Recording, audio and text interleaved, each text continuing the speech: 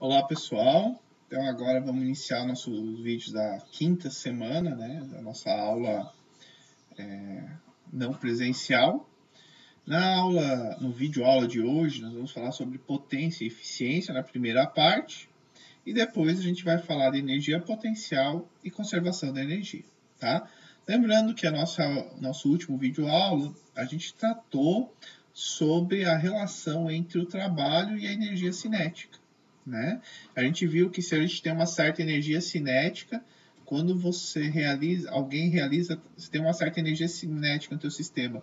Quando forças realizam trabalho nesse sistema, você vai ter uma nova energia cinética, que pode ser maior que a inicial ou pode ser menor. Tudo vai depender se o trabalho realizado vai ser positivo ou negativo, tá bom? Agora a gente vai começar vendo como que é a relação, o que é potência, né? A relação do trabalho entregue no tempo, tá? Então vamos aqui para o quadro. Tá? Então a definição de potência é o trabalho realizado por unidade de tempo, tá? Então cuidado, tá? Porque quando você realiza trabalho no sistema, você está entregando energia para ele. A potência, ela vai dizer o quanto rápido, entre aspas, você está entregando energia para esse teu sistema, né? Você quer saber quanto joules por segundo você está entregando para o teu sistema. Então, por exemplo, um equipamento, se eu tenho uma piscina e eu quero aquecer essa piscina, né, e a piscina é muito grande, eu posso ter uma potência alta, ou seja, entregar muita energia no tempo, mas eu não preciso. Por que eu não preciso? Porque eu posso deixar ligar meu equipamento antes, no começo da noite, e lá no dia seguinte eu vou querer que a piscina recebeu toda aquela quantidade de energia e aumentou a temperatura da água. Perfeito? Então veja, eu preciso realizar muito trabalho, muita energia para a piscina, mas essa energia não precisa ser entregue num curto intervalo de tempo. Já quando a gente fala, por exemplo, do chuveiro, o chuveiro ele tem que ter uma potência alta, porque nada adianta ele entregar muita energia para algo que está num longo intervalo de tempo, porque num longo intervalo de tempo, a água que ele está entregando energia já não é mais a mesma, né? Ela já passou. Então, o chuveiro ele tem que entregar aquela energia assim que a água está passando. Então, ele tem que entregar muita energia de uma maneira muito rápida, tá? Então, por isso que o chuveiro ele tem uma grande potência. Por que eu estou falando isso? Porque às vezes a gente fica confundindo potência com energia, né? São coisas diferentes. Potência é a energia, o trabalho realizado no intervalo de tempo, tá certo? Então, aqui é a nossa primeira frase, né? Então, o que eu posso dizer? Então, quando a gente vai falar de uma máquina, a gente pode dizer que a potência gerada por uma máquina que realiza uma quantidade de trabalho du, né, dentro do intervalo de tempo dt, é dada por a potência é du dt. Né? Então veja que a potência é a quantidade de trabalho realizado no intervalo pequeno, no intervalo de tempo. Então quando eu quero saber a potência instantânea, porque você pode ter um equipamento que está mudando a potência no tempo, a potência instantânea vai ser o quanto de trabalho infinitesimal você entregou num intervalo de tempo infinitesimal. Tá? Então, essa é a potência instantânea. Então, a potência é definida como du dt. Tá? Agora, se vocês lembrarem, ou então reassistirem os vídeos passados, a gente definiu como o trabalho realizado por uma força que pode ser variável, que pode ser constante, o du, né, o trabalho infinitesimal realizado por essa força, era dado por a força F escalar o nosso dr. Então, a gente lembra que vocês viram, né? Se a gente tem um pequeno deslocamento dr ali, tem uma força aplicando que está na direção desse deslocamento, eu vou ter uma pequena quantidade de energia entregue, que nós falamos que é o trabalho realizado pela força. Né?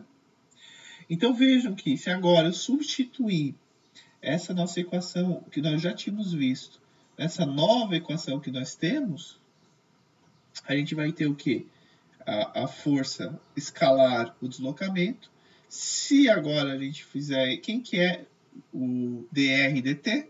Vocês já estão cansados de saber, né? A gente já viu isso lá desde o começo do curso, a gente vem batendo nessa tecla, né? Nosso dr e dt é a nossa velocidade instantânea. Então vejam que a potência pode também ser definida como produto escalar, porque potência é escalar, não é vetorial, certo? É uma quantidade de energia que foi entregue num intervalo de tempo, tá? Então energia é escalar, tempo é escalar, então nós temos, né, a potência é uma grandeza escalar, que vai ser dada pela força escalar de velocidade. Mas vejam, de novo, essa é a potência instantânea. Então é a velocidade naquele momento, a força naquele momento está te entregando aquela potência. Se você está mudando de velocidade no tempo, a potência também vai estar mudando, tá certo? Então, uma nova definição de potência, que às vezes não é conhecida, né? A variação da energia no tempo, a gente conhece bem de potência, porque até quando a gente vai falar de termodinâmica, né, a gente já usa a definição de potência. Agora, a gente está usando a definição de potência para o trabalho realizado por uma força, certo? Então, a gente está mais na linha da mecânica. Bom, física 1 a gente vê também um pouquinho disso, né? Mas, então, a definição de potência também pode ser dada pela força vezes a velocidade, né? Onde que o V é a velocidade da partícula que recebe a ação da força. Tá certo? Enquanto a partícula está indo com velocidade, você tem uma força aplicando nela, você sabe quanto de potência ela está recebendo.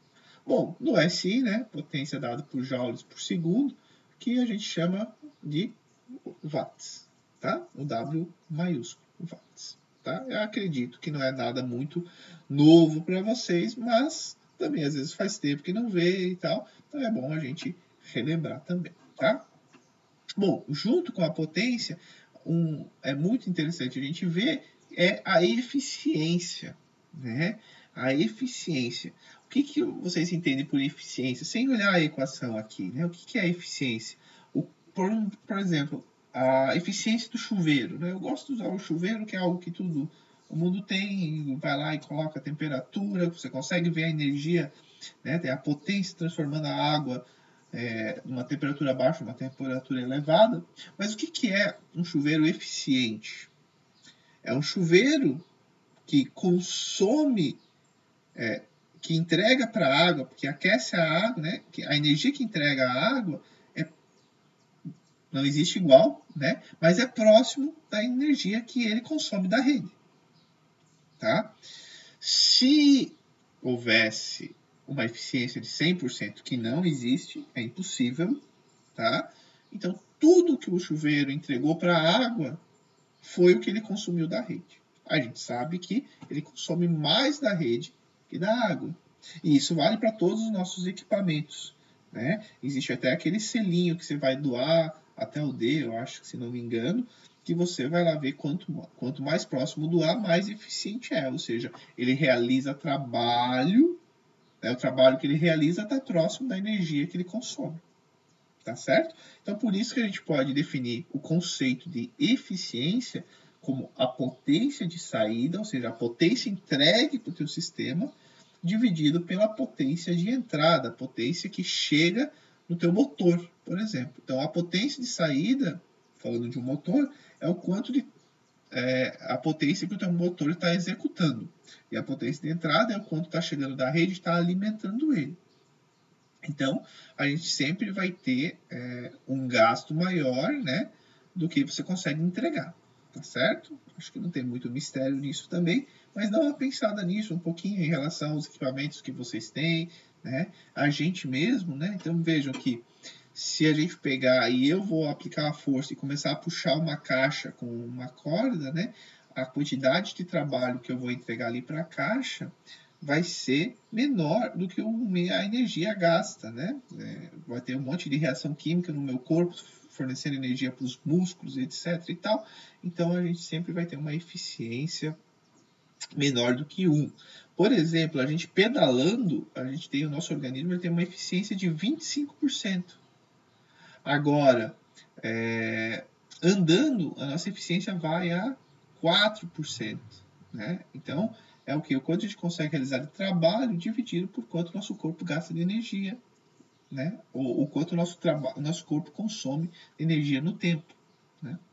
Então vejam que se a gente estiver falando de um trabalho que está sendo gasto, à medida que você realiza esse trabalho, você recebe outro trabalho, né? À medida que a energia que você está entregando para o sistema no tempo, você está recebendo da rede no sistema no tempo.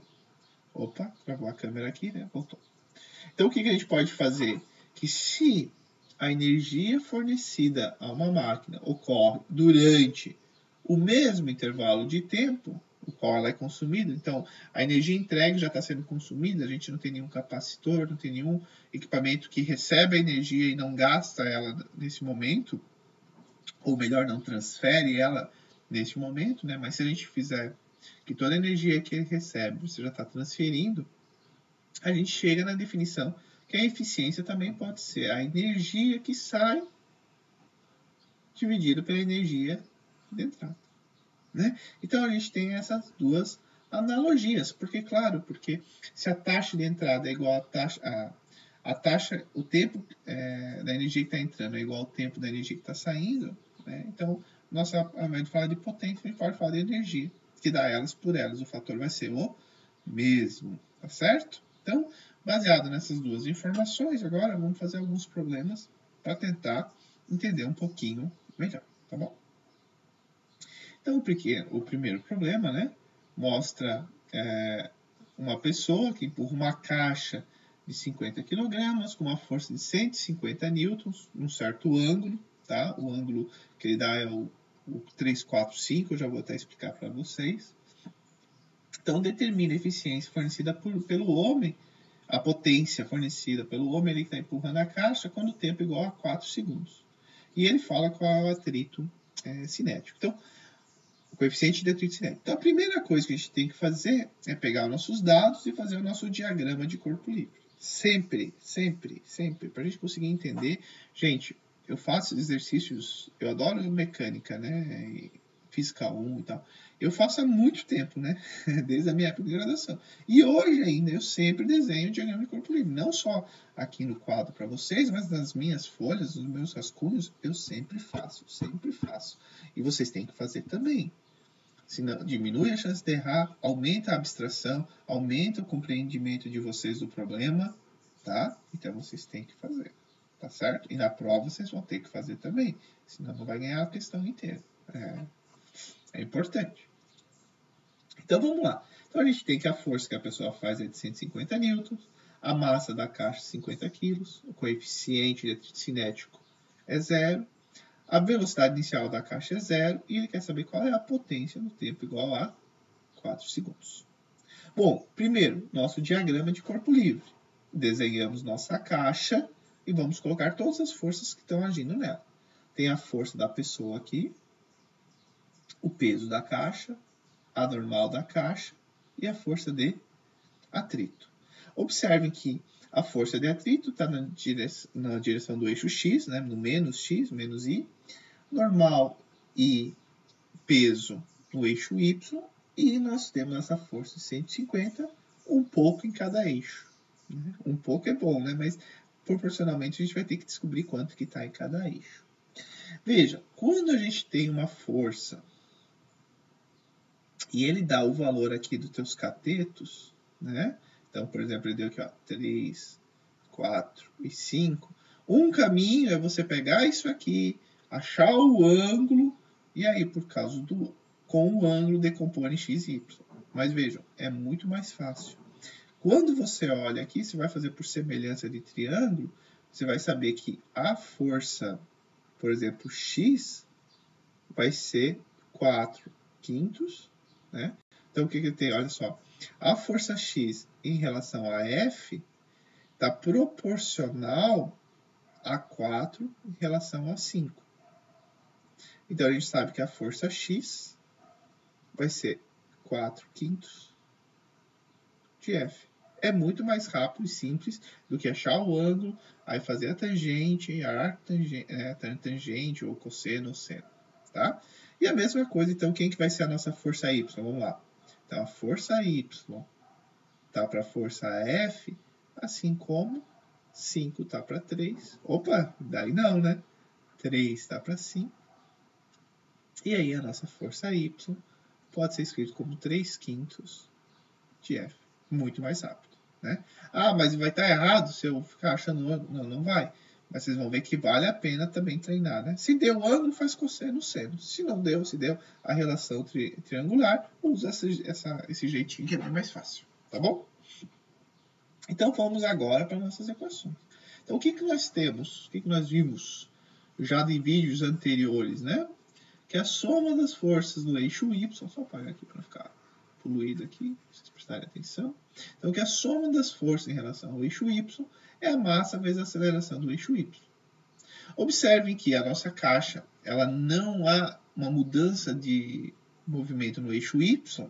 Então, se não há uma mudança de movimento no eixo Y, ou seja, a minha caixa continua andando na horizontal, a aceleração Y é 0. Então, quais são as forças no eixo Y?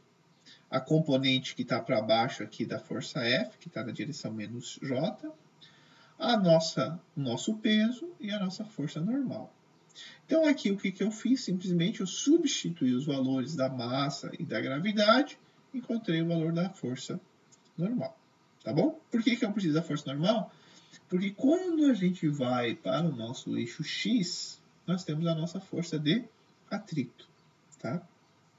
Então o que nós temos aqui? Nós temos a força 150 na direção X, que está positivo, menos a força de atrito, vai ser a massa vezes a aceleração. Substituir aqui o N, o valor que nós encontramos aqui, tá? Opa.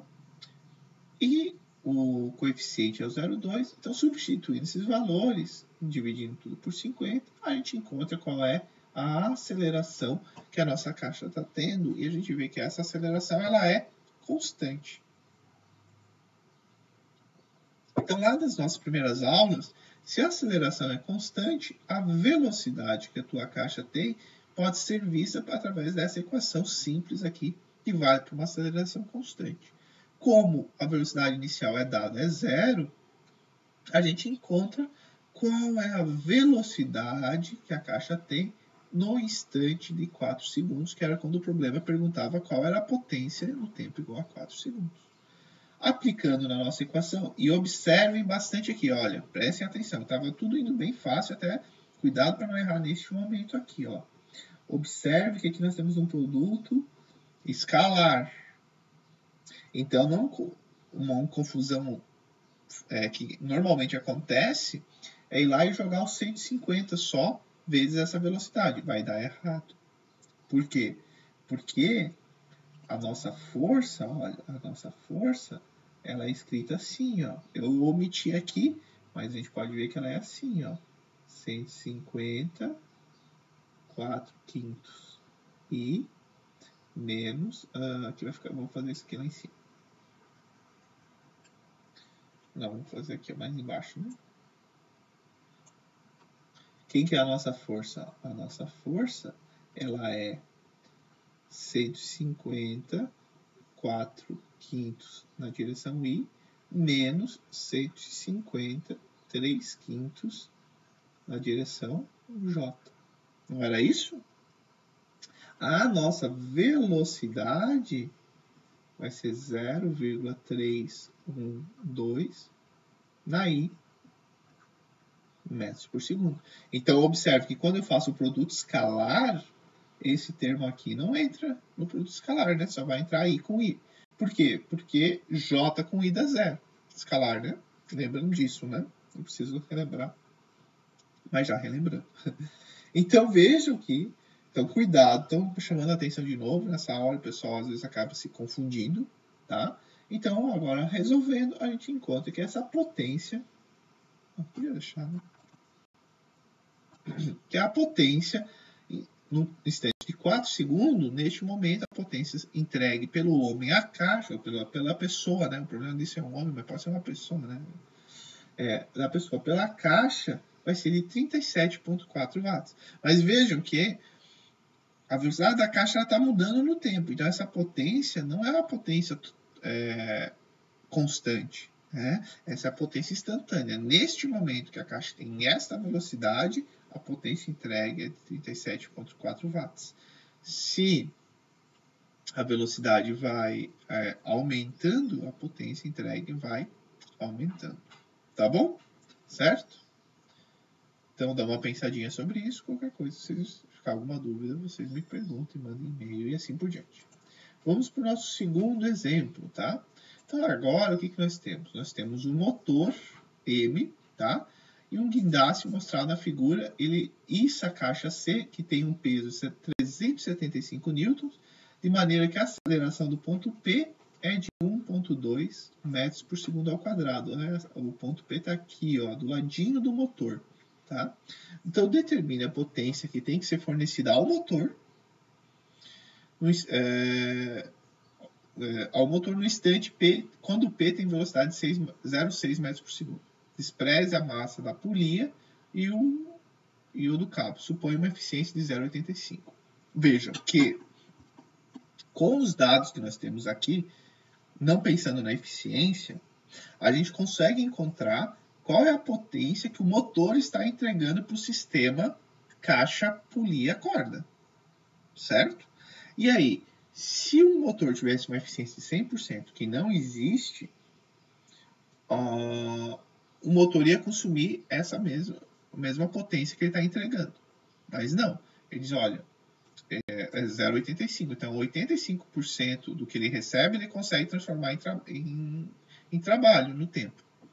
Mas 15% é perdido por outros meios. Aí aquece o fio e várias coisas, né? Esterese, tudo contribuindo contra. Então, de novo, o que a gente vai fazer? Vamos fazer nossos dados. Então, eu coloquei lá o peso da caixa, a aceleração do ponto P, a eficiência e a pergunta, qual é a potência quando, né? Então, essa potência aqui a gente encontra é a potência de saída, né? Que o teu motor está entregando ao sistema. Nós queremos saber depois a potência de entrada, mas isso a gente vai se preocupar só no final, tá bom? Então, de novo, sempre diagrama de corpo livre. O que nós temos? Nós temos nossa polia, certo? Por que 2T aqui? Porque observem que a nossa corda ela vem aqui, né? Passa aqui e aí ela vai lá para o nosso motor, certo? E toda a tensão na corda sempre é a mesma.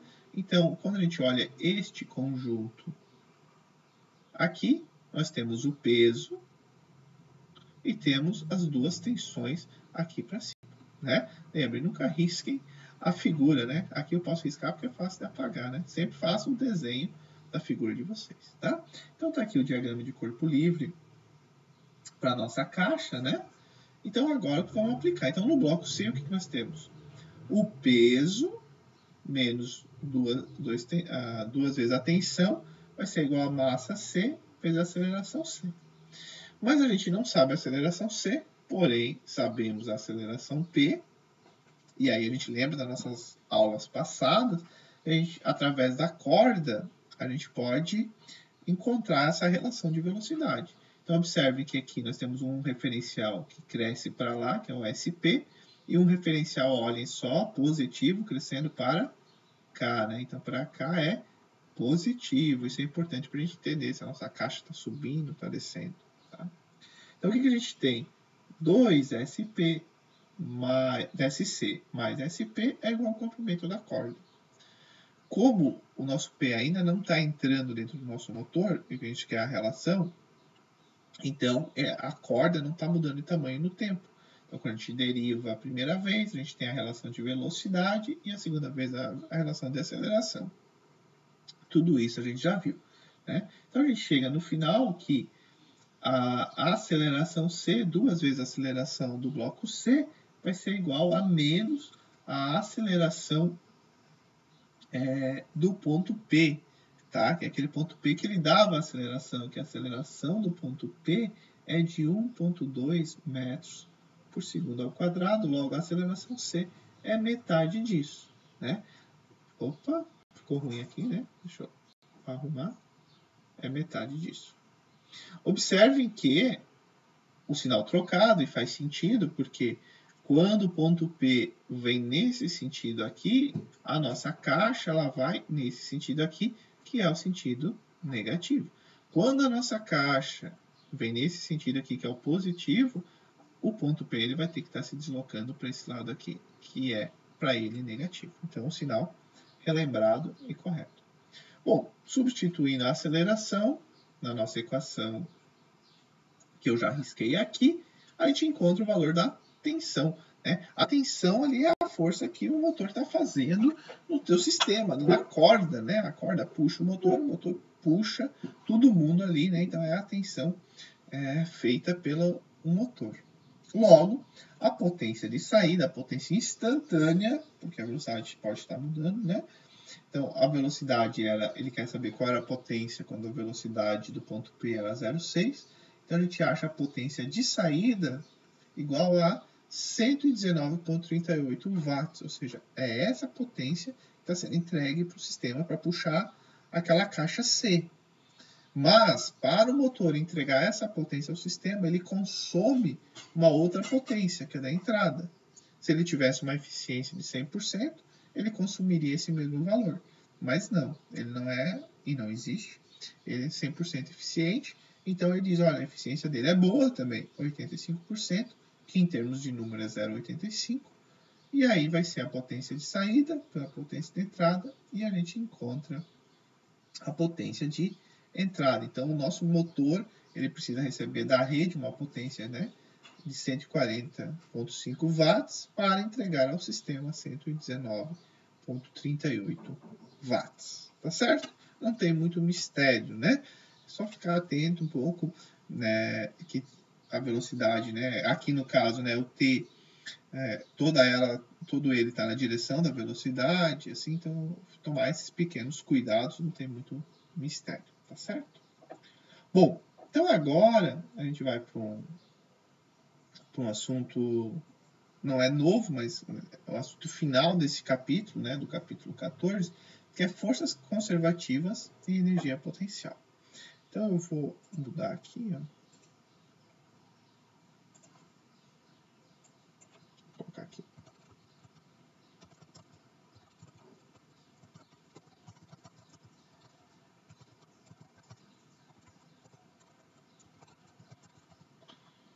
Vamos ver se ficou muito grande aqui, mas a gente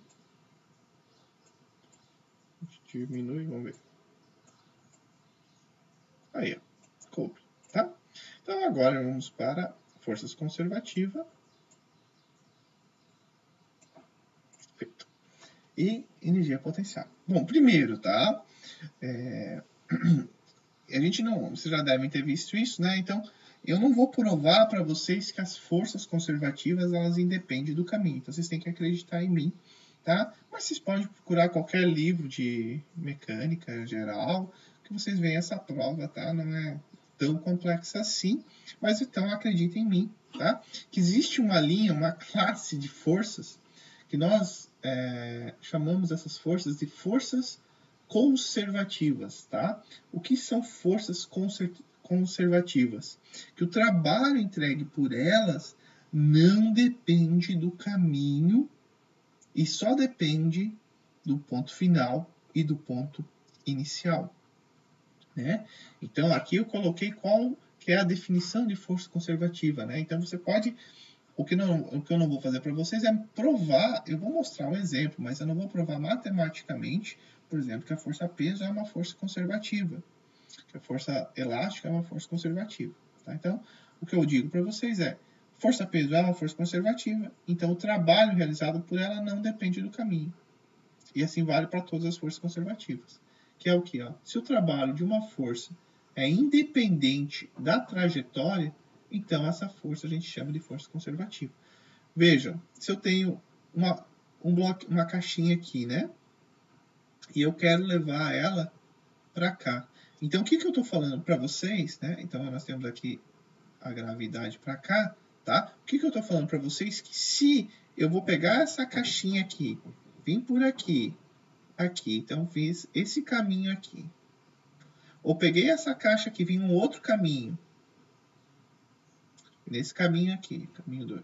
Aí peguei essa caixa, não, levei ela até lá. E vim até aqui. E vim até aqui. Esse aqui é o caminho 3, né? O que eu quero dizer para vocês é que o trabalho entregue, o trabalho realizado pela força-peso para levar a caixa daqui até aqui é o mesmo para os 3 caminhos. Ele não depende do caminho que eu tomo. Ele só depende qual é a posição inicial que a caixa estava. Ah, essa? Beleza. Qual é a posição final que a caixa estava? Aquela? Beleza. Então eu sei qual é a posição final, qual é a posição inicial, eu sei qual é o trabalho que a força-peso realizou. Ponto. Ponto. Não importa o caminho. E eu não vou provar isso matematicamente para vocês, mas essa prova vocês encontram em qualquer livro de mecânica, tá bom? Porque não é o intuito da disciplina, né? Não é o foco dela, certo? Então, alguns exemplos de forças conservativas, além da força-peso que eu falei para vocês, a força elástica também. Então, a força elástica só depende de qual é não é a distorção, meu Deus, fugiu. A distensão da mola só depende da distensão da mola inicial e final, não importa todo o caminho que você fez com a mola, tá? E a força elétrica também, para fugir um pouquinho da mecânica, só um exemplo de força elétrica. Não sei se vocês já estão fazendo física 3, né? Vocês vão ver que você tem um potencial elétrico, né? Então você tem uma força elétrica, uma força conservativa, tá?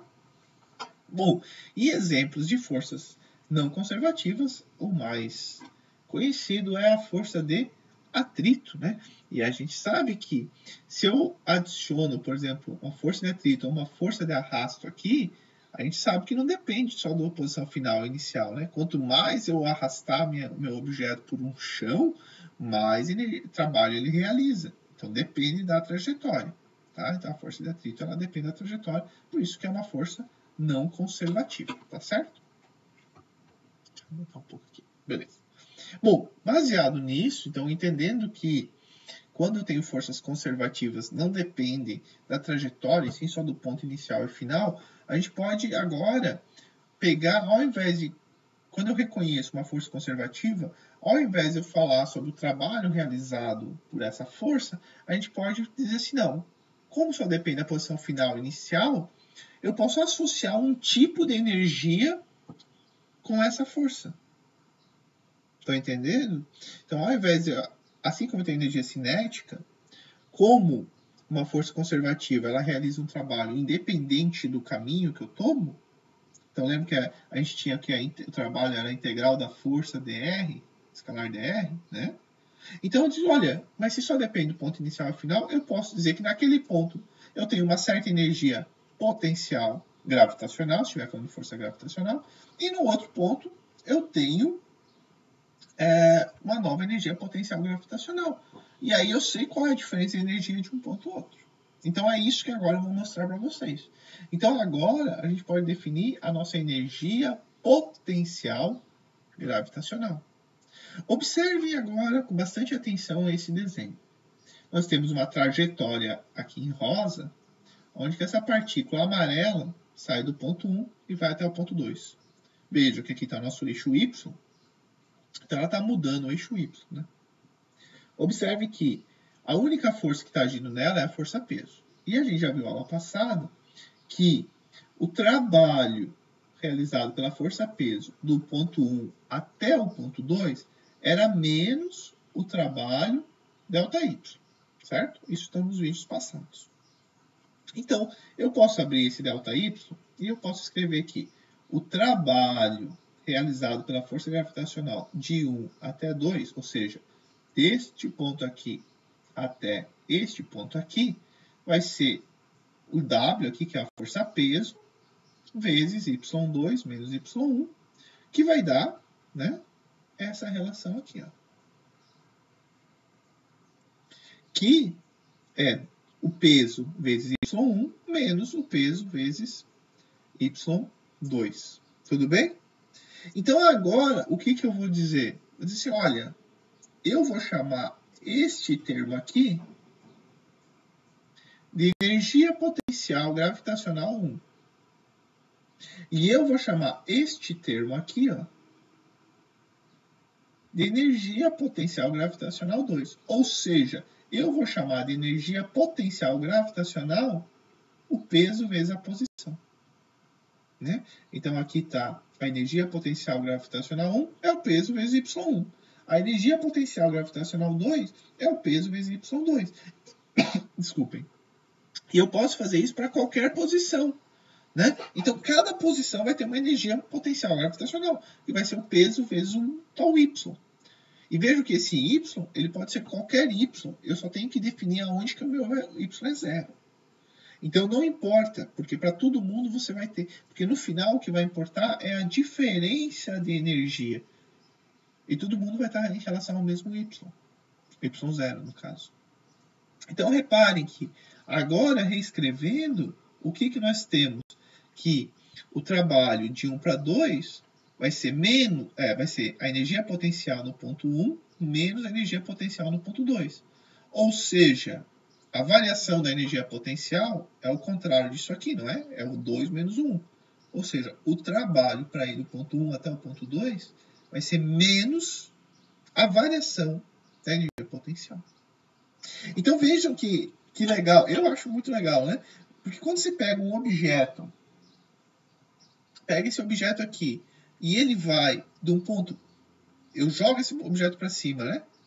Quando ele chega aqui, eu disse, olha, a gravidade, ela realizou um trabalho negativo, né? Porque a velocidade do objeto vai diminuindo, o trabalho realizado pela força gravitacional é negativo. Mas agora eu não estou dizendo que eu vou ter um trabalho realizado. Eu disse, não, ao invés do trabalho, assim, olha, aquela energia que era cinética, ela sumiu e agora ela virou potencial gravitacional. Porque no momento que a velocidade é igual a zero, eu tenho duas interpretações. Então eu lanço a minha caneta, ela vai, quando ela chega aqui, ela tem velocidade igual a zero. Aí eu posso interpretar de duas maneiras, e as duas maneiras estão certas. Primeiro, ela sai com energia cinética, e toda essa energia cinética, ela some. Por quê? Porque alguém realizou um trabalho negativo, e aí quando chega lá em cima, a energia da caneta é zero, porque alguém realizou um trabalho e tirou essa energia da caneta. Quem realizou esse trabalho? A força gravitacional. Só que assim que a caneta chega em velocidade igual a zero, ela começa a descer. Ou seja, ela começa a adquirir velocidade de novo, e quando ela passa pelo ponto que eu lancei, o módulo da velocidade é o mesmo de quando eu lancei. Então é interessante, porque, puxa, olha só. Ao mesmo tempo que teve alguém consumindo toda essa energia da caneta, e depois, bondosamente, devolveu essa energia para a caneta. Claro, é a força gravitacional entregando o trabalho, realizando trabalho positivo na caneta. Então esse é um jeito de interpretar que a gente viu até agora. Só que quando a gente diz, não, para a força conservativa, eu vou associar uma energia potencial. Então qual é a nova interpretação que a gente está dando? Olha, quando a minha caneta ela parte para cima, o que acontece? A energia cinética dela está se transformando em energia potencial gravitacional. Então, quando ela chega aqui com velocidade igual a zero, ela tem energia, só não tem energia cinética, ela tem energia potencial gravitacional.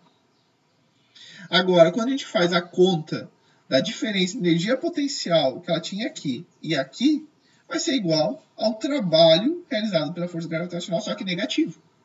Né? E aí a gente chega na mesma conclusão, e ainda bem, porque senão a gente tinha um problema aqui na física. Então vejam que são jeitos diferentes de entender, e é muito mais fácil, porque a partir do momento que você já conhece a tua força conservativa, o teu potencial, a tua energia potencial, é mais rápido de resolver, porque você não precisa se preocupar com o caminho, tudo, basta ponto final e ponto inicial. Tá certo? Espero que vocês tenham entendido, isso é bem importante, e vocês vão usar demais isso, tá? Então, esse VG a gente chama de energia potencial gravitacional. Então, aqui eu queria chamar uma atenção para vocês, que o referencial y0, porque vejo que vai ser o peso vezes y. Mas que y? Eu tenho que colocar o meu zero no centro da Terra? Eu tenho que colocar meu zero na crosta terrestre? Aonde que eu tenho que colocar? Em qualquer lugar. O importante é você escrever tudo em referência àquele o teu ponto que você escolheu. Então, por exemplo, se eu escolher o y0 sendo aqui, ó, nesse ponto 2, a gente vai ter a energia potencial sendo o peso vezes H. Já um ponto 1 simétrico que é abaixo, qual a energia potencial? Menos o peso vezes H. Se agora nós mudarmos o Y0 para cá, ó, esse Y0 agora, deixa eu mudar a cor aqui, uma cor azul, que daí fica bem diferente. Ops. Então, observe, se a gente mudar agora nosso Y0 para cá, qual que vai ser a energia potencial gravitacional 1? Zero. É zero. O Y é zero. Agora, qual que vai ser a energia potencial gravitacional 2? Vai ser peso vezes 2H. Porque no final das contas, o que importa para nós é a diferença entre esses dois. Vejam, qual a diferença aqui? 2HW. Qual a diferença aqui? 2HW. Tá certo? Porque para saber qual é a energia, o trabalho realizado, eu vou pegar aqui, né, fazer a diferença entre o final e o inicial, né, a relação final e inicial, negativo. E da mesma forma, se nós colocássemos o nosso referencial sendo aqui, o zero seria o potencial 2 e o menos 2HW seria o potencial 1. De novo, a diferença sempre vai ser a mesma, não importa o referencial. Tá certo? E aí a gente tem a nossa relação de energia potencial gravitacional. Tá certo? Bom, agora vamos ver uma outra força conservativa, que é a energia potencial elástica. O que nós temos? Agora temos uma mola. Num certo dado instante de tempo, a nossa partícula está aqui, né? Ela está distendida um tal S1, porque o S0 está aqui, e depois, num certo outro instante de tempo, a partícula vai estar aqui em S2. Que é onde que S1 é a distensão, né? O quanto a mola está deformada no instante 1 e depois no instante 2. O que nós vimos em vídeos passados? Que o trabalho realizado pela força elástica de 1 até 2 era a constante elástica dividido por 2, a posição 1 ao quadrado menos a posição 2 ao quadrado. Certo? Vejam que eu agora botei esse sinal de menos para cá, e aí o que nós temos? Nós temos uma variação de K sobre 2S2 ao quadrado menos K sobre 2S1 ao quadrado. Essa variação, eu vou dizer assim, olha, da mesma forma que você fala, esse aqui, agora, é a minha energia potencial elástica.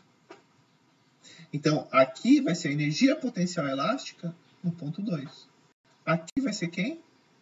A energia potencial elástica no ponto 1. Então, agora, o que nós temos neste conjunto todo aqui? A variação da energia potencial elástica. E o que nós temos? O menos aqui, né? Então, a variação, o trabalho de 1 até 2 vai ser menos a variação da energia potencial elástica. E tudo que eu falei para a força gravitacional vale para a força elástica, né? Então, a definição de a energia potencial elástica vai ser dada por a constante elástica sobre 2, a posição que você vai estar na mola ao quadrado. Dito isso, então, primeiro, a gente entendeu que o trabalho realizado por uma força conservativa vai ser menos a variação da energia potencial dessa força. Tá certo? Força conservativa. Então, agora, a partir disso, a gente vai ver que a gente consegue, conhecendo o potencial de uma força, né, o valor da energia potencial de uma força, encontrar qual é o valor da força. Tá? Então, a gente chama de função potencial.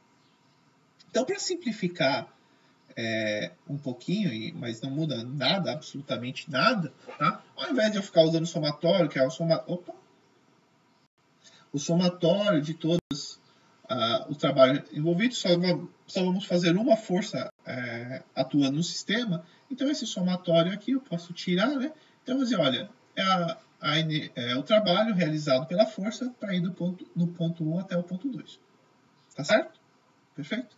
Então, o que a gente acabou de ver? Que o trabalho realizado por uma força conservativa do ponto 1 até o ponto 2 pode ser escrito como menos a variação do potencial. Seja elástico, seja elétrico, seja gravitacional. Tá? E aí, agora eu abri aqui, né? Então, o trabalho para ir de 1 para 2 vai ser menos, quem que é a variação? Final menos inicial. Quando eu aplico este menos aqui, nós trocamos o sinal, né? O V1, que era menos, fica mais. O V2, que era mais, fica menos. Certo? Vejam que já falei isso, mas vale a gente lembrar. Então, como V só depende da posição final e da posição inicial, ou seja, não depende do caminho que eu tomo, então se eu pegar dois pontos muito próximos, muito próximos, nós vamos ter, ao invés de termos o trabalho, nós vamos ter um DU, né? Um trabalho infinitesimal entre dois pontos muito próximos. Então, quem que vai ser esse trabalho infinitesimal entre dois pontos muito próximos? Vejam que é o V1 menos o V2, né? Então, vai ser o potencial que você tem no ponto x, y, z, menos o potencial que você vai ter no ponto x mais dx, ou seja, eu andei um pouquinho em x, y mais dy, z mais dz. Vejam que, bom, não sei se eu preciso relembrar vocês, mas vejam que não é v multiplicando x, y, z, né? É a função potencial em função de x, y, z. Por quê? Porque a gente viu que o potencial só depende do ponto, né? A energia potencial depende do ponto que ele se encontra e não depende do caminho, não depende de uma função nenhuma. Então, se eu sei qual é o potencial no ponto, eu sei qual é o valor, tá? Então, reparem que quem que é essa relação aqui vai ser o menos dv de x, y, z. Né? O dv seria este menos este. Então, a gente vai ter o nosso potencial, energia potencial diferencial, né? Infinitesimal. E o menos vem aqui para resolver. Certo? Ao mesmo tempo, esse du, que é o trabalho infinitesimal, ou seja, o trabalho entre a tua força entrega ao teu sistema de um ponto 1 até um ponto muito próximo, tá? Ele também era definido como FDR. Aulas passadas, a gente até reviu aqui, vendo sobre potência, não é? E ao mesmo tempo, abrindo esse produto escalar aqui, então o que eu fiz aqui, eu abri esse produto escalar. Então o vetor F pode ser escrito como Fx na I, Fy na J, Fz em K. E o nosso dr é o nosso dxi, dyj, dzk. Quando a gente faz o produto escalar, lembra, I com I dá 1, então sobrevive. I com J dá 0. I com K, 0. Quando eu vou para o Fy, J com I, 0. J com J, 1, sobrevive.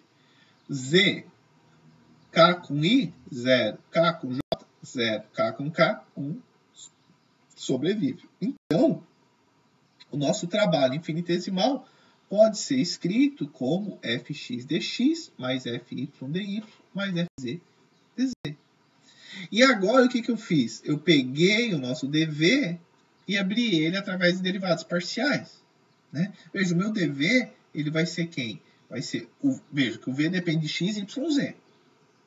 Então, quando eu abro ele em derivados parciais, então vocês vão dar uma revisada lá no cálculo 2, eu acho que é cálculo 2. Vocês viram isso, ou cálculo 1 até.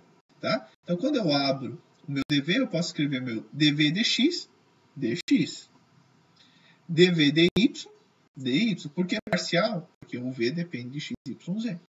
E dv dz, desculpa, não é dv dx, né? É del v del x, dx, porque é parcial, tá? Del v del y, dy e del v del z, dz. Né? Os professores de matemática, olhando os professores de física, os vídeos dos professores de física falando de matemática, eles devem ter um faniquite, né? Mas faz parte, né?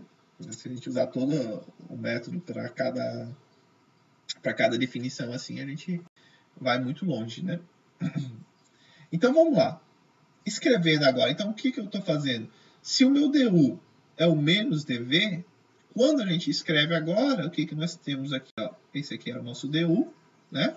O menos DV, repare que eu já coloquei o menos para todo mundo. Eu coloquei o menos para todo mundo aqui. Então, o que nós vamos ter? Vejam que a semelhança entre os dois, como, né? X, Y e Z. A gente não tem nenhum rotacional agindo aqui. Então, quem está em X só interage quem está em X. Quem está em Y só interage quem está em Y. E quem está em Z só interage com quem está em Z. São três eixos independentes. Então, como nós temos três eixos independentes, essa equação, essa igualdade, ela só será satisfeita se f de x, ó, se esse termo aqui for igual a esse termo aqui. Como eu tenho dx dos dois lados, nós chegamos que fx vai ser del v, del z. E isso vale para fy e vale para fz. Então, reparem que o nosso f, nosso vetor f, agora pode ser escrito como... Quem é esse cara aqui? Quem é esse termo aqui? É o fx. Então, del v, del x na direção y. Quem é este termo aqui? É o nosso fy, né? Então, é a derivada parcial do potencial em relação a y na direção j. E quem é este aqui? É o nosso... Opa, esse aqui, né? Quem é esse aqui? É o nosso fz. Opa, agora também vai, né? Esse aqui é o fz, né? Na direção k. Então, se eu botar, né, o meu v está igual para todo mundo, se eu reescrever essa equação aqui, o que nós temos? Nós temos que o vetor força é dado pelo menos o gradiente do potencial. Legal, né? Ou seja, aqui a função nabla, né? Então, o que acontece? Se eu tenho a função potencial de uma força, eu consigo encontrar a força. Basta eu fazer o gradiente, né? E o gradiente é legal porque ele é uma ferramenta que ele torna, né? Ele consegue transformar quem era escalar em um vetor, né? A função potencial é uma função escalar. Quando você aplica o nabla aqui, quando você aplica o gradiente, né? O gradiente de V, nós vamos ter um vetor e vai ser menos, o valor de menos vai ser um vetor força. Legal, eu acho muito legal, né? Espero que vocês gostem. Então, por que eu acho muito legal? Porque você agora, a gente pode ir para se eu tenho qualquer força conservativa que eu não conheço qual é a equação da força, mas eu conheço o potencial dessa força, eu consigo encontrar a força aplicando o gradiente dessa função do potencial. Isso é muito usado em Física 3, na parte de campo elétrico e potencial elétrico. Muito usado. Às vezes você não tem o campo elétrico, você não tem a força elétrica, mas você tem o potencial. E aí você consegue encontrar a força elétrica através do potencial aplicando o gradiente, tá? Então aqui em preto eu só escrevi o que eu acabei de dizer, né? Que a força é o menos o gradiente da energia potencial. Um exemplo, dois exemplos rápidos e curtos para a gente entender. O primeiro é, qual é o potencial da força gravitacional, devido à força gravitacional? O potencial gravitacional é dado por Wy, onde W é o peso, né? Quando nós aplicamos o gradiente na função potencial, vejam, nós vamos derivar, cadê aqui, ó? A derivada parcial da função, dessa função que eu risquei aqui em relação a x é 0. A derivada dessa função aqui em relação a y vai ser o próprio w, né, na direção j. E em relação a z é 0. E aí vem o menos, claro, porque a gente sabe que a força gravitacional ela está apontando para o centro da Terra, né? E a mesma coisa, se a gente pegar o potencial elástico, né? O potencial elástico é dado por a energia potencial elástica é dada por meio de kx quadrado, né? Se ela está oscilando aqui no x. Quando a gente deriva em relação a x, vai ficar 2kx dividido por 2, fica kx. Aí tem o sinal de menos que entra, né, do negativo daqui. Então a gente tem que a força elástica é menos kx, ou seja, nós temos uma força restauradora, né? Eu estou puxando, eu estou estendendo a minha mola num sentido, a força da mola está fazendo no outro sentido, uma força restauradora. Então esse sinal também está correto, né? Então vejam, claro, às vezes fica estranho de entender o poder dessa equação da força ser menos o gradiente do potencial. Por quê? Porque a gente aprende primeiro a força peso, primeiro a força elástica, para chegar no potencial elástico, no potencial gravitacional, e aí depois para encontrar algo que a gente já sabia. E parece que é inútil. Mas vejam que isso vale para... Eu peguei 2 exemplos que vocês já conheciam, mas isso vale para toda a energia potencial de qualquer força, desde que ela seja conservativa. Então, se você só conhece o potencial, a energia potencial da força, que a força é associada a essa força, você consegue encontrar qual é o valor dessa força, tá bom? Então, vejam, agora que a gente falou de energia cinética e energia potencial, agora a gente pode ir para um tema que provavelmente, com certeza vocês já viram em Física 1, que é conservação da energia. Veja, lembra quando no vídeo passado eu falei, olha, esse teorema do trabalho e energia, ele é muito, muito importante. E apesar que ele parecia super simples, mas o que eu acho às vezes mais legal é o que é mais simples, e aí você vê o quanto poderoso é em relação à simplicidade que tem. Então, aquele trabalho, o princípio do trabalho, energia, nos dizia o quê? Que a energia cinética no sistema, mais a soma de todos os trabalhos realizados nesse sistema, vai nos dar uma nova energia cinética do sistema, né? Energia, vou ter aqui geral, né? Só para lembrar.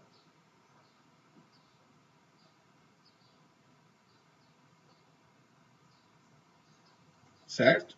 Então vejam que agora eu posso dividir este aqui em 2 tipos. O trabalho realizado pelas forças conservativas e o trabalho realizado pelas forças não conservativas.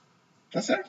Eu tenho um monte de força agindo na minha partícula, eu sei que a energia cinética que ela tem vai ser igual à soma de todos os trabalhos das forças conservativas, mais todos os trabalhos das forças não conservativas, e isso vai dar uma nova energia cinética para ela. Feito? Vejam, nós acabamos de ver agora que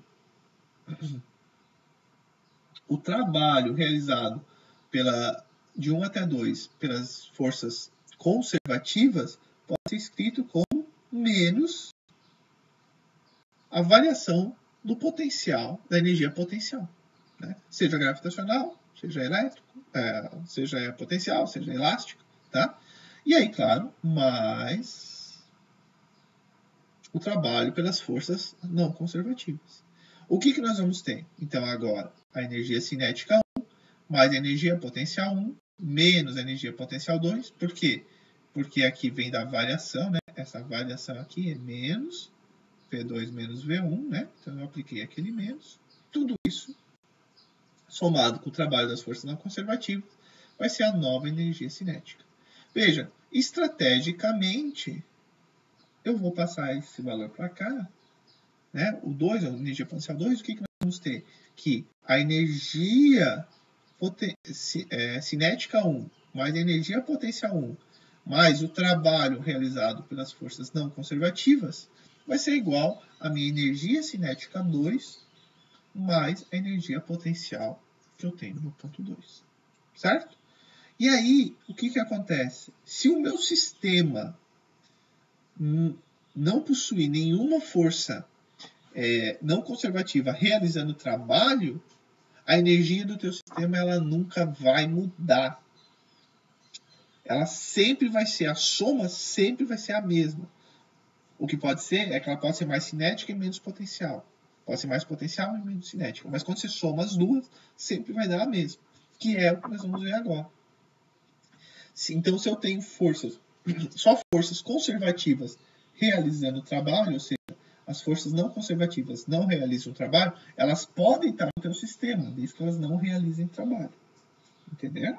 Porque se ela for perpendicular ao deslocamento, ela vai estar no teu sistema, mas ela não está realizando o trabalho. Então, a gente vai ter que a energia cinética 1 num certo ponto, mais a energia potencial nesse mesmo ponto, vai ser a energia cinética em qualquer outro ponto do teu sistema, mais a energia potencial nesse outro ponto.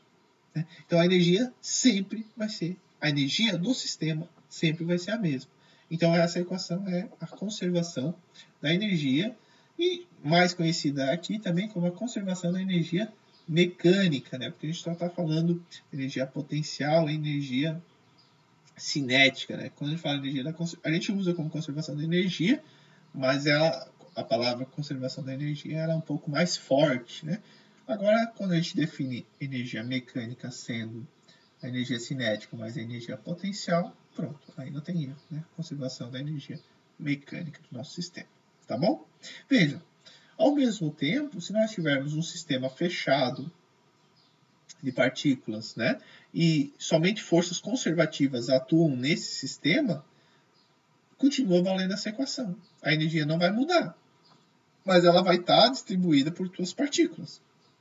Agora, se você somar todas as energias cinéticas de todas as partículas, mais todas as energias potenciais das tuas partículas, no instante 1, em qualquer outro instante, quando você somar as energias cinéticas das partículas mais as energias potenciais das partículas, sempre vão dar o mesmo valor.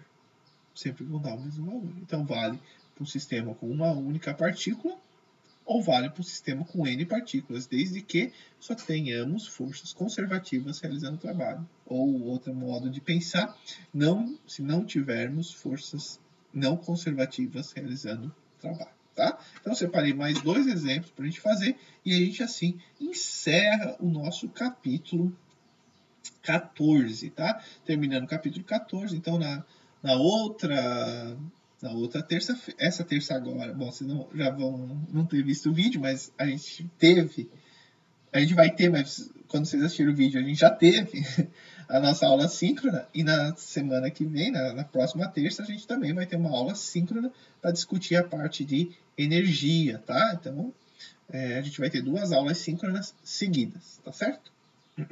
Bom, vamos para 2 exemplos.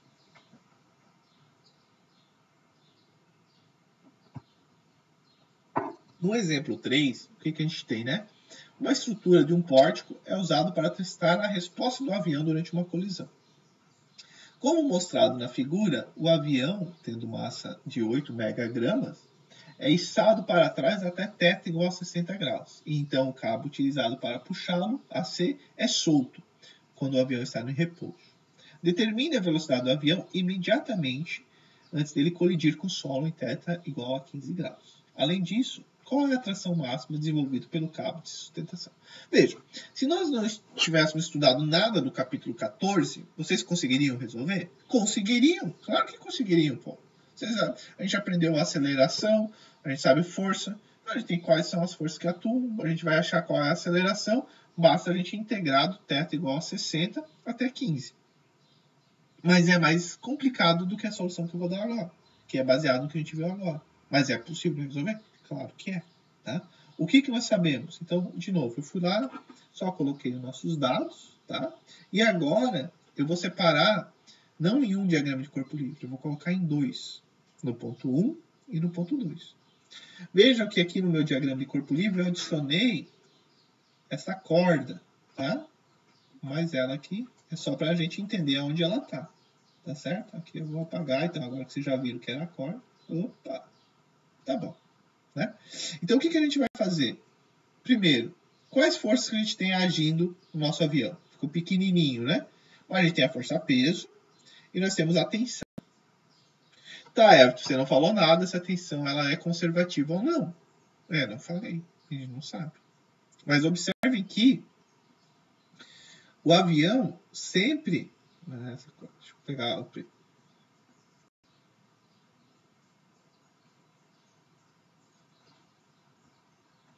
A trajetória do avião tá? Sempre vai estar a 90 graus com a nossa tensão. Não é verdade? Então vejam que não haverá deslocamento do avião nesse sentido aqui. Então qual que é o trabalho realizado pela tensão? É zero. Então não importa se a tensão é ou não é força conservativa, porque ela não realiza trabalho no nosso sistema. Então vejam que a única força que realiza trabalho aqui é a força-peso. E a força-peso é a força conservativa. Então a gente pode usar energia potencial gravitacional. Então o que eu fiz? Eu fui lá, coloco aqui, olha, só depende do ponto inicial e final, então não depende de como esse avião chegou até aqui. Então o que eu fiz? No ponto 1, a velocidade igual a zero, então a energia cinética igual a zero, e nós temos que escolher uma referência para achar a nossa energia potencial gravitacional. Então eu escolhi esta referência aqui, ó, que é mais fácil. Ah, mas olha, eu preferia aqui o chão. Vai fundo, não tem problema. Ah, eu preferia quando está a 15 graus, porque daí não tem energia potencial lá. Vai fundo, não tem problema. Qualquer ponto. Só que você tem que... É aconselhável escolher pontos que sejam fáceis de calcular as distâncias. Né? E não pode escolher um ponto para 1 e um ponto para 2, tá? Você tem que escolher um ponto e usar o mesmo ponto y igual a 0 para 1 e para 2. Então, cuidado, tá bom? Então, não sai escolhendo qualquer ponto. Olha a situação 1, olha a situação 2, desenha as duas e aí você analisa qual é o melhor y0. Foi o que eu fiz. Eu desenhei os dois, olhei... O mais fácil vai ser colocar o meu y lá em cima. Só que quando a gente coloca lá em cima, a gente não pode esquecer um detalhe. O nosso y agora, ó, nessa posição aqui, ó, esse aqui é o meu y1, né? Eu não posso esquecer este sinal de menos, porque eu estou abaixo do y0. Então, a energia potencial 1 vai ser menos mg. mg é o peso, né? 20 cosseno de 60, que é o valor desse y aqui. Né? 20 é o tamanho da corda, cosseno de 60 é o y1. Quando a gente vai analisar a posição 2, a velocidade 2 nós não conhecemos. Então a gente não conhece também a energia cinética 2. Porém, a gente conhece qual é a energia potencial no ponto 2. De novo, não pode esquecer o menos. Oh, meu Deus, apaguei tudo aqui. Não podemos esquecer esse menos aqui, tá? Que vai ser essa distância aqui do y2, que vai ser menos mg 20, agora cosseno de 15, tá? E agora o que eu fiz? Só tenho forças conservativas realizando o trabalho, eu fiz a conservação da energia. T1 mais V1 igual a T2 mais V2. E aí agora é só aplicar a equação.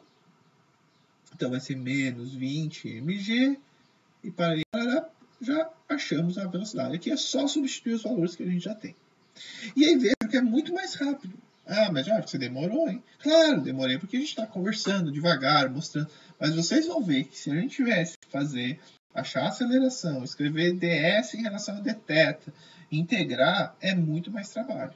Então é um jeito muito mais rápido de a gente resolver. Ele pergunta também qual que é a tensão máxima. Eles dizem, pô, mas daí então valia a pena ter feito já a nossa equação. Mas veja, se a gente pegar a tensão na direção radial, né, ela sempre vai estar na direção radial. Vocês já aprenderam isso, né? A direção normal. Então, no eixo normal,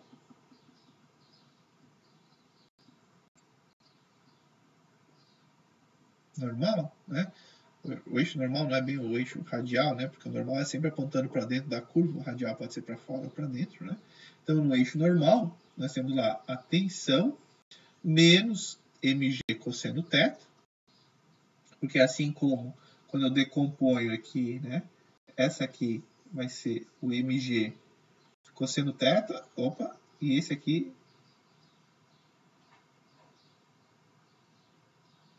mg cosseno. Vamos ver se não fiz nada errado aqui. O cosseno aqui tá certo, né? Ah, sim.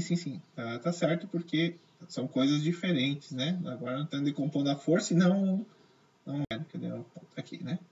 Porque quando a gente faz lá, ó, se aqui nós temos θ, tá? Aqui nós temos θ, então aqui nós vamos ter 90 menos θ, então aqui nós temos 90 menos θ, logo aqui nós temos θ, tá certo? Então vejam que quando eu quero escrever na direção ali normal, né? Então nós vamos ter o menos mg cosseno θ, a aceleração normal, v² sobre 20. Então a tensão era dada por essa equação aqui. Eu quero a tensão máxima até o avião colidir. Então eu vou ter que derivar em relação ao cosseno para encontrar o máximo. Não precisa. Não precisa por quê? Porque quem que vai ser a tensão máxima? Vai ser uma briga quando v é máximo e quando o cosseno é máximo. Porque dependendo como fosse essa relação, quando um fosse máximo, o outro podia ser mínimo. Mas no caso não, os dois são máximos. Então, quando o nosso máximo θ, o máximo que o avião chega é a 15 graus, né, antes de colidir. Então, quando θ é 15 graus, a gente tem o maior cosseno e também a maior velocidade. Então, basta substituir nesses valores e nós encontramos a tensão sendo quase 150 kN. Tá bom? Feito? Então, vamos para o exemplo 4 e a gente encerra esta primeira aula da semana, videoaula, tá? Bom, o que nós temos aqui, né? Um ariete do batistaca AR é mostrado na figura. Ele tem massa, o batistaca ali, o R, tem massa de 100 kg e é solto do repouso a 0,75 metros do topo da mola A. Tem duas molas ali, uma mola um pouco maior e uma menor no meio da mola A.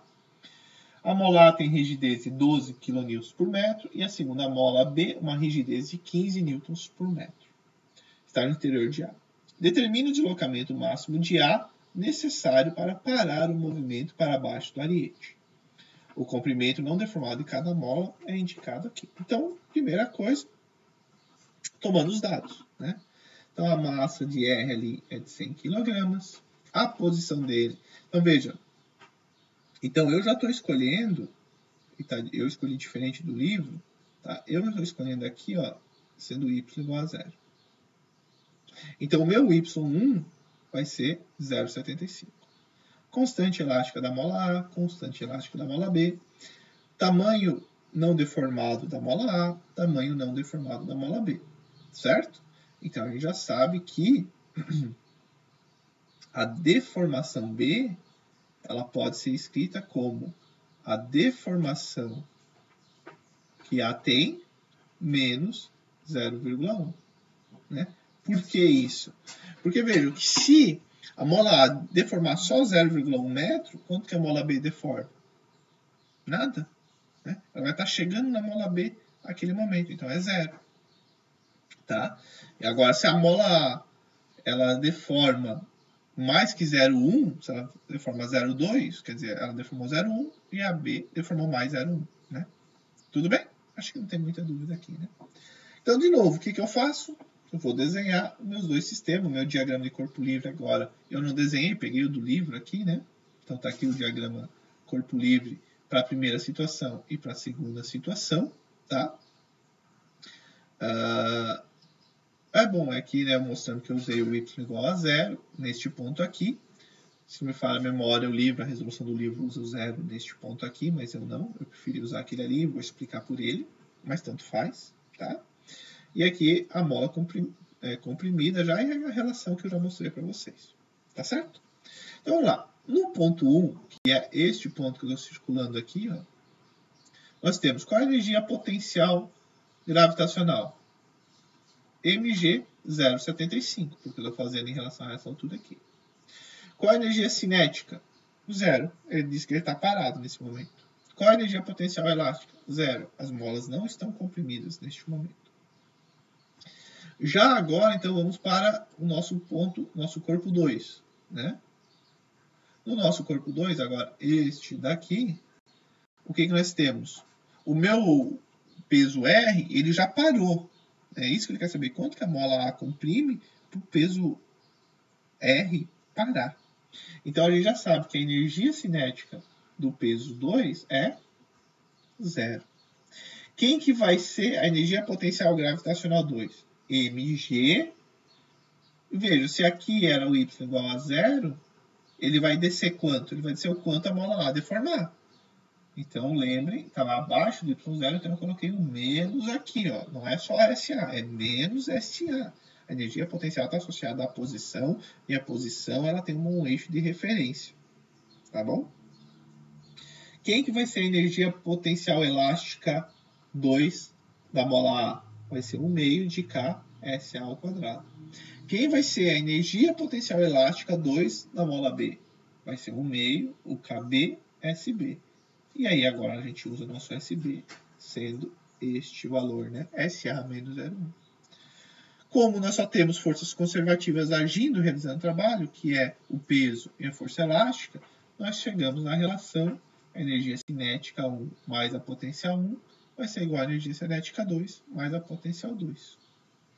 E aí, substituindo os valores, nós chegamos nesta relação aqui, que eu omiti, porque não tem por que ficar mostrando todas essas continhas, tá? E aí chega essa relação, um S quadrado e um SA, não tem problema, aplicamos Bhaskara, e quando a gente aplica a Bhaskara, a gente encontra este valor de SA e este valor de SA.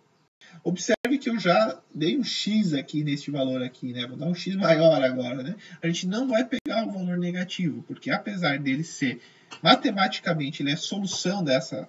Opa, apontando aqui, vocês não vão ver, né? Tem que ir com a caneta. Apesar deste valor... Deixa eu achar. Apesar deste valor aqui, ele ser solução dessa equação aqui, fisicamente ele não faz sentido. Porque ele está dizendo que a nossa mola está acima do ariete.